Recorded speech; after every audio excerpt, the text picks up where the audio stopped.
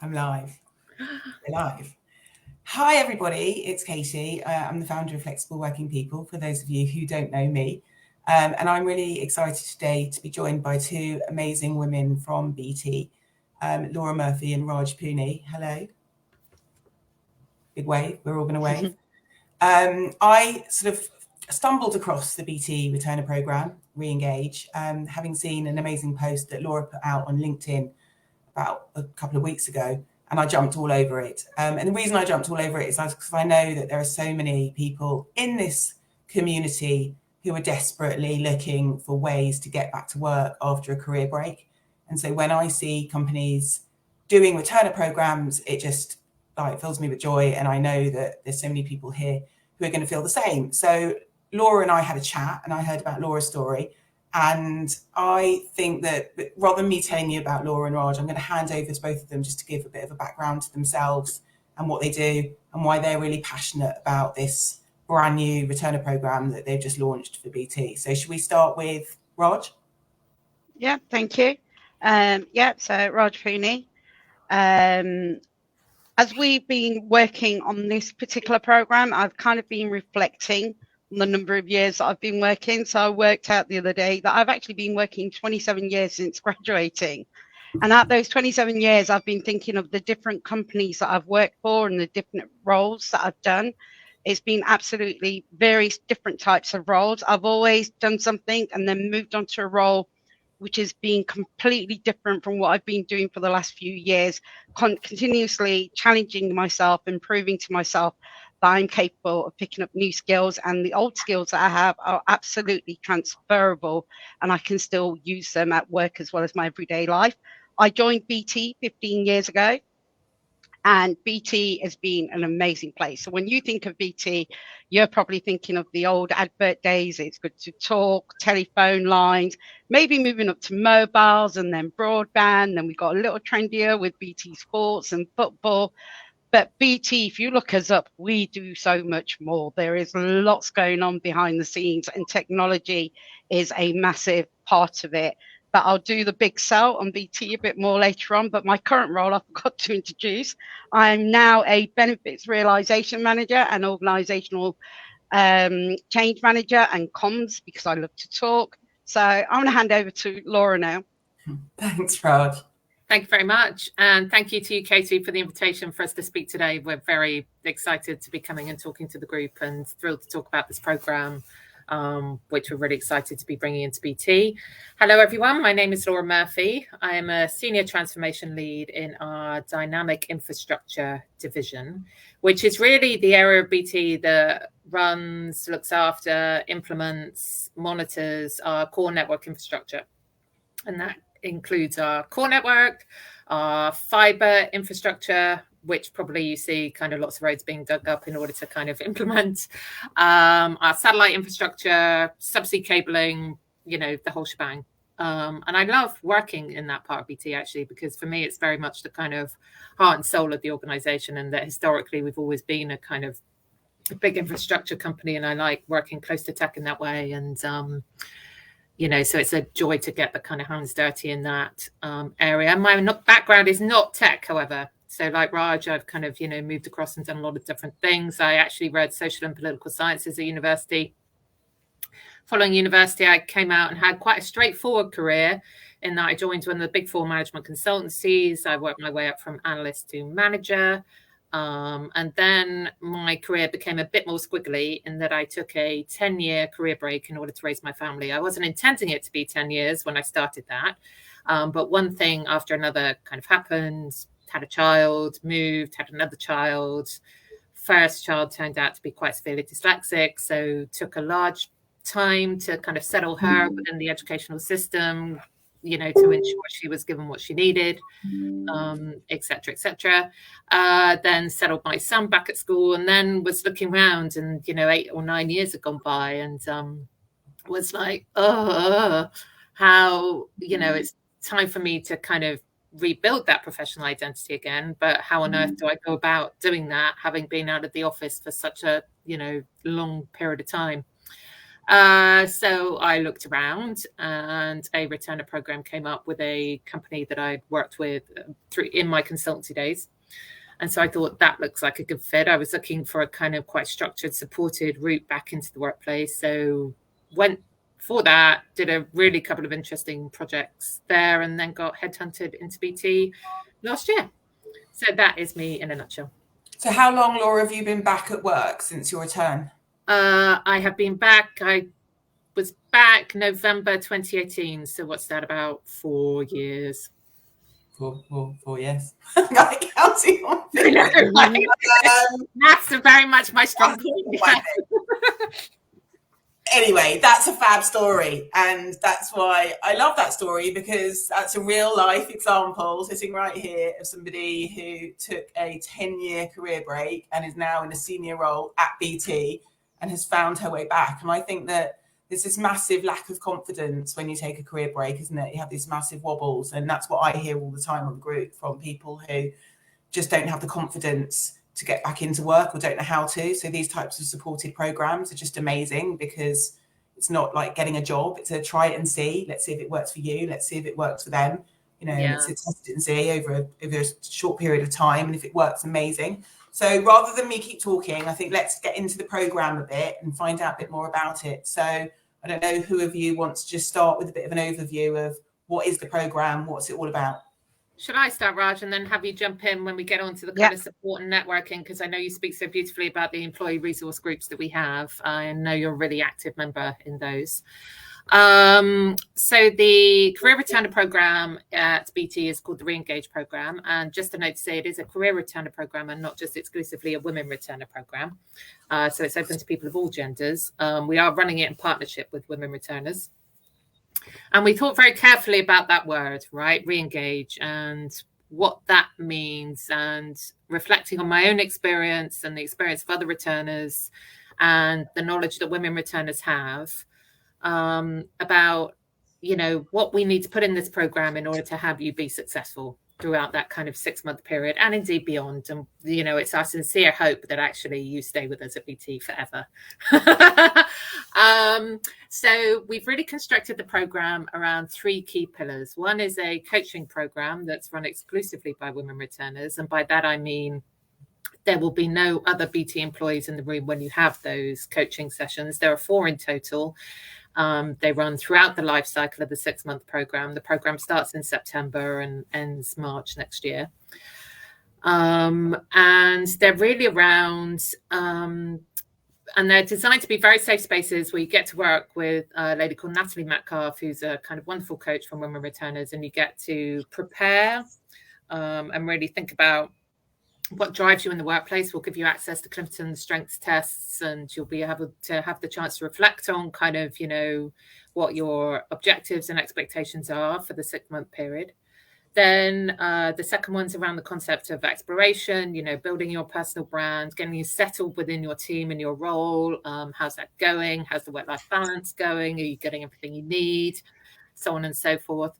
Then around midway through the program, we do you'll have a session with women returners on integration, right? And this is where we really start to lift up and out within BT as an organization. So the initial period of time is quite focused on getting you settled within your team or within your area. But this is really the opportunity to start kind of, you know, interacting with the huge tapestry of experience that is BT, right? We're an enormous organization. There's an enormous number of divisions and so on and so forth. So to really give you exposure to that wider context, lots of people move around in their careers here. Raj is a great example of that, of how she's moved across different business sectors and all that kind of stuff. So we want to give you that wider context.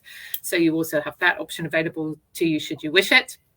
And then the final session is really around launching into kind of BT, right? And that kind of either, you know, staying where you are, kind of moving across, you know, really kind of getting that kind of launch into BT at the end of your returnship, and just kind of really making a success of that transition. So those are the 4 coaching sessions that are run by women returners. We also have a strong pillar around learning.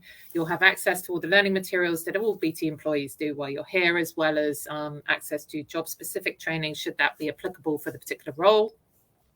And a pillar around support and networking. We're going to allocate a mentor, we're going to allocate a buddy, so you have those people to kind of rely on and kind of, help you with your experience of negotiating this organization. And we're also going to run a series of conversations with senior leaders here in BT, which will help with that kind of integration, giving you more exposure across the organization. And you'll also have access to our wonderful employee resource groups, which Roger's going to talk about now. Cool. So one of the things that I think I mentioned earlier, so when I reflected back 27 years working, 15 years at BT, what has made me stick with BT? I think it's all not only the amazing opportunities that are available, like for instance, myself, only last year I've done a complete U-turn on my career history of doing something that I've never ever done before. And now it's coming up to about 9 months in and I'm loving it. But the other thing that has won me over at BT that I picked up that I've not seen at other workplaces are our people networks. So this is something that BT sponsors. They are people networks that are run by people like me and you on top of our day jobs because we have got a passion. So BT is moving with the times. We are trying to be a very, very, not just trying, I think we're doing it. We're being totally inclusive and trying to be really, really diverse as well. So when I talk about people networks, we've got 13 people networks, and you'll understand the context as I give you the titles of these. So I'll give you a few examples of them. So out of the 13, we have the Able To Network, which is a network around disability. We've got the EDN network, quite close to my heart, which is the Ethnic Diversity Network. We've got the Hindu network, the Sikh network, a Muslim network, Christian, their faith, a peer-to-peer network, which is around mental well-being, and there's a carers network for people who are carers in their outside lives, outside of work as well. So basically, these networks have been set up by people who work for BT. They're run by, we have chairs selected and a deputy chair with a formal committee. So I'm a committee member of most of these groups, because what BT is doing is giving me a forum to speak up and share stuff. So I'll share an example with the Ethnic Diversity Network or the Sikh network. I had the opportunity to bring my true self to work and talk about my culture, something that as I've been growing up is something I've always kind of hidden, had one life at home and one life at school, because it wasn't very inclusive. People didn't understand it. But these last few years in BT, we've been celebrating everything, right from Vaisakhi, Diwali, Eid, Ramadan, Eid, the Jewish, the Chinese New Year. We're not just informing people and telling them about it, we're actually celebrating it. I mean, on Chinese New Year's Day, it was absolutely amazing. Little red envelopes were stuck around and, hidden in different areas. You opened it and you won a great prize. There was great food being served. So we really embrace culture and we really want people to bring them true selves. I mean, the Able To network, again, you don't have to have a disability to join that network. You don't have to be Muslim to join the Muslim network or come from an ethnic background or even be a carer in your outside, roles. You join these groups because either that is something you do and you want to educate others and share your stories, because sharing stories is so powerful. I think for me, especially in these last few years, it's just opened up a whole new door for me, because I'm bringing my true self, or it's to be educated, to listen to other people's stories. So each of these networks have got thousands of people registered. We host various events throughout the months. We've got a great Let's Get Talking session. This is where we brought, people together, not just females, where we've discussed, violence against women. I think we've got another one coming up around menopause. We're bringing awareness. These are things that we should not be afraid to speak about. So this is what I mean by, BT is moving with the times. We're not the old little telegraph pole TV adverts with BuzzFeed, and things are moving on. It's very, very diverse. From when I first joined, I was an engineer, so it's a very male dominated area. So I can speak about all the issues that I had in that space, but that is all changing now. Walk around every corner, you see women. So we are getting more and more diverse. We've set diversity targets. This is how seriously BT is taking it. It's not just a tick box. And it's not just BT who's doing it, everyone's doing it. But I feel we have got that slight edge with our people networks because they're helping our organisation really drive inclusivity. And then our new buildings, I know I'm not sat by the big window to show you the nice skyline behind me, but I'm actually in Birmingham. And we're upgrading, we're shutting down a lot of our old exchange places. We're moving people into new buildings. Even that is different when you walk into a new building of how it makes you feel. It's being built with inclusivity in mind, right from the ground floor right up into the top floor. There is nothing that I'd live here if I could, because I love it. So that's how fantastic it is. I can feel your passion.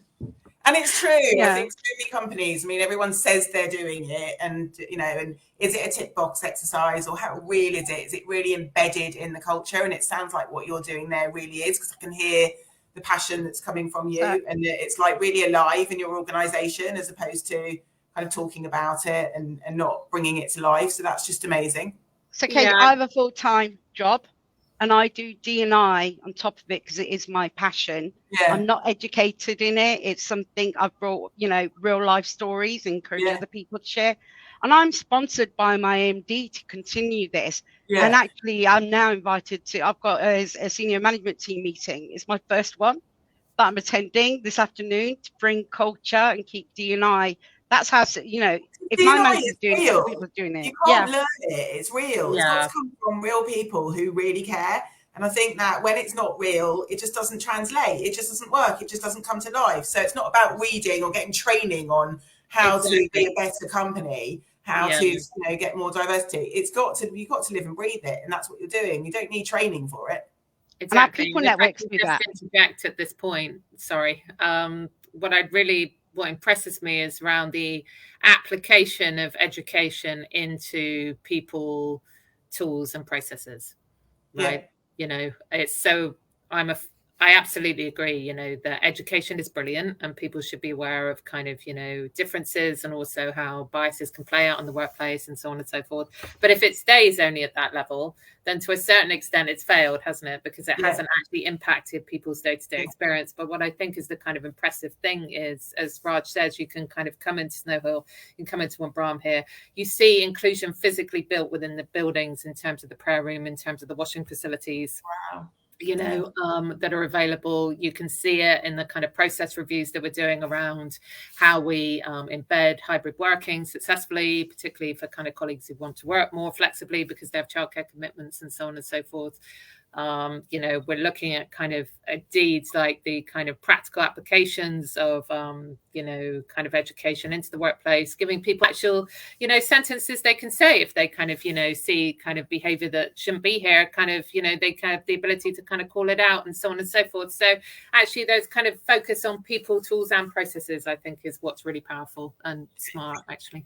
So it sounds like an incredible program. Can we break it down a little bit into what this means for people joining? So I know that the questions that people will have are, what kind of backgrounds, what sort of people are you looking for? What are the roles that you have? Let's start there, because I've got lots more questions. Okay. Well, as I said, my background's not technical, right? And I've ended up working in technology for my entire career. So we're very open to the notion of transferable skills. And, we know that we can take great people with a great attitude and a great, behaviors and a great desire to learn technology, and we can kind of make technologists of the future, right? So we know we can do that. We've got very structured learning pathways for people to learn about the specific technology we have here, and we're very well equipped to do that. So really we're looking for people who want to give it a go and have a real kind of desire and kind of passion for it, really. So it's very, we have values here around personal, simple, brilliant, right? About personal, kind of very much collaboration, kind of teamwork, those kinds of behavior, simple about country complexity and being kind of clear with your communication, and brilliant meaning, that we do try and innovate and go above and beyond. Now, those might sound a bit kind of scary if you've been out the job market for the long term, but what that really means is that we're looking for people who kind of want to give it a go, have a real kind of passion and a drive and a thirst to get that knowledge and a thirst to kind of see change here. So I know a kind of lady on your group recently kind of asked about kind of transferable skills and so on and so forth. And yes, we're absolutely open to that because we've had that, right? And no one grows up learning network engineering at school necessarily, right? For a start. So, very open to that. In terms of the roles we have, what we've done is a pooled application process. And that means basically we've advertised roles in a number of different categories like program and project management, transformation, change management. I can't remember what they are off the top of my head, delivery management and so on and so forth. But we've advertised roles in categories, really, with the desire being that we really, really want to take and support great people, right? That, everybody who is involved in this program is so up for taking and supporting great people and bringing them into this organization and giving you a really successful experience over the next 6 months. They wanted to leave those categories quite broad so we could see the CVs and really then make a kind of good fit on the basis of your CV and what you put in your cover letter as to where your interests are, as to where exactly within BT Network should be a good fit. So that's the kind of reason for that kind of broader application process as opposed to, highlighting specific roles. Yeah, which I think is great and actually really important that we cover this here because we've been quite general in the BT Re-engage program. We haven't specified roles, backgrounds, and I think it's really important just to say again, you're not looking for specific backgrounds and experience, you're looking for transferable skills, and people should apply from any sector and any background and they have a chance to come in and to retrain, which is just amazing. Because there's so many people who get to a point, like a pivot because they've been out and they don't necessarily want to go back to do what they did before. They want to try something new, and you're a great example of doing that. So you need to, just in terms of the detail, you need to have had a career break of 18 months or more.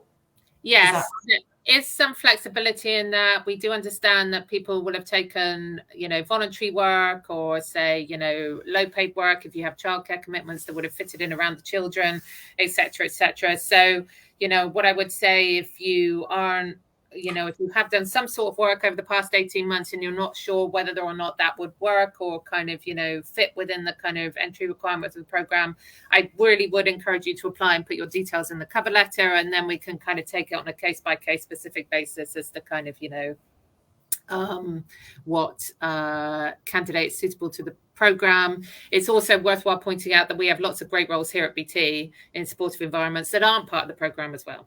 Right. Okay. So it could be that actually, if you didn't quite meet that criteria, it could be actually that there was a really good role elsewhere in BT. There are kind of wonderful HR colleague, Mark Thomas, would be aware of, and he'd be able to kind of help and support you in that direction instead. That's a great point. So for those of you who might not fully meet the criteria, take a look at BT's website, have a look at the opportunities. Sounds like an amazing place to work. Get your CV in and let someone have a look at it. Okay, and how many people will you be taking into the cohort? So what does that look like? How many places do you have?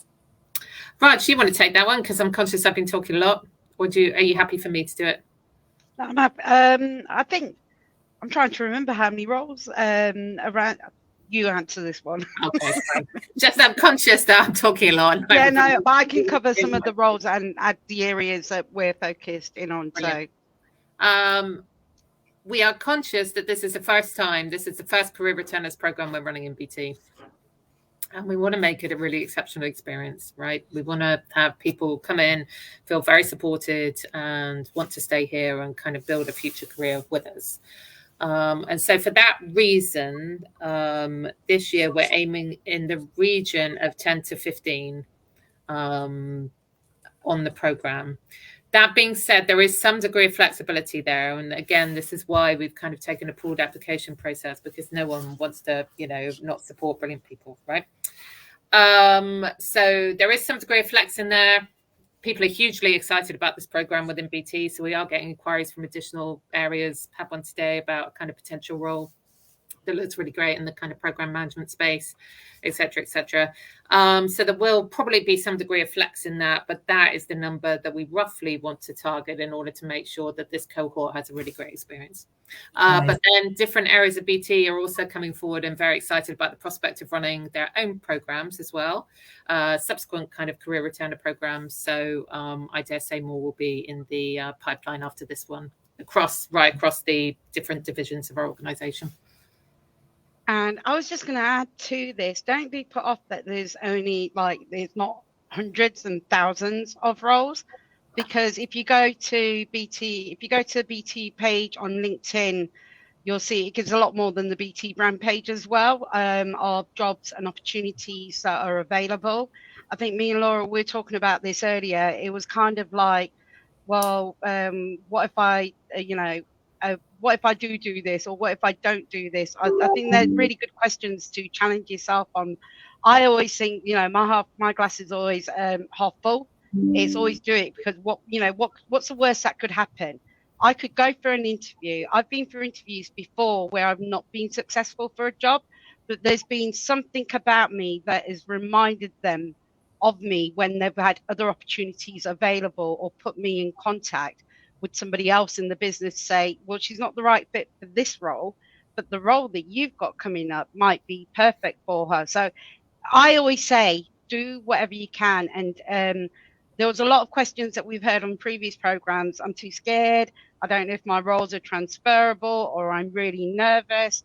And this is where I want to do the real plug for, you know what, be yourself. Bring your true self, because people will see that in you. And as you start talking and reflecting back on what you've done before you took your career break, you will find they're all transferable, and it all comes running back to you, kind of thing. You'll be coming up with ideas that people haven't thought about. And I use this from a real life experience. My younger sister took a 5-year career break. Exactly the same things. Wasn't successful for the first interview she went for. I've never seen her cry before. She was actually heartbroken of it. And then 3 weeks later, she gets contacted by a local charity, somebody who she'd been recommended by the other employer, and they absolutely loved her and offered her a role there and then. And she's found out that she's got all of those skill sets. She can actually offer them a lot more than they were offering her. So put yourselves out there, try. What if you don't do this? That is what I would say. I agree, totally. And that's what I say to people all the time. You can sit on the sidelines for as long as you want, but it's brave to put a step forward and the doors will open. So if you don't put a step forward, they're just not going to open for you. So I wholly agree with you, Raj. It's just so important. That one interview can make the difference of how you interview for the next role. We have people who put a simple post on the Facebook group, and then I have people, and then they come back and say, my post got me a job. I put a post out and somebody saw it, and and that led to this, and that led to this conversation. And they introduced me to that, and here I've got a job. So just being proactive and being brave is what kind of really, really gets results. Okay, so is it paid? That's another question that comes up a lot. Absolutely is. These are proper roles, right? There's kind of no sense of kind of, let's give these special roles to the kind of career returners coming in. No, they're absolutely kind of proper roles. They've been considered to be structured in a kind of supported way to enable a transition back into the workplace. They are paid at competitive rates. We value you. We value the work that you do here. We value the skills that you bring, and we will remunerate you accordingly. Again, it's standard terms and conditions, as any BT employee could expect, in terms of sick pay as well, and you accrue vacation on a regular basis as per kind of BT employees would as well. So just on a practical level, where will they be based, the cohort, and will they be on site? Will they work from home? Is it remote? What's that look like? We have 6 strategic locations for networks across the UK. This is a test now, isn't it? Not only my adding ability, but my remembering ability. So we have Bristol, Birmingham, Manchester, London, Belfast, and what's the other one? Ipswich. You said, Ipswich. I can't believe I forgot Ipswich when I go there all the time because my boss is based there. Isn't that funny? So the roles are, and those are strategic locations for networks. So the roles are based out of those locations. I myself work flexibly in terms of the kind of number of days a week I come into the London office. My home office is a London office, and when I travel elsewhere, and also I work flexibly in terms of compressed hours. My youngest is still at primary school, so I really like to have the option to pick him up a couple of times a week. So I have longer days on certain days of the week and shorter days on others, basically, in order to kind of enable that to happen.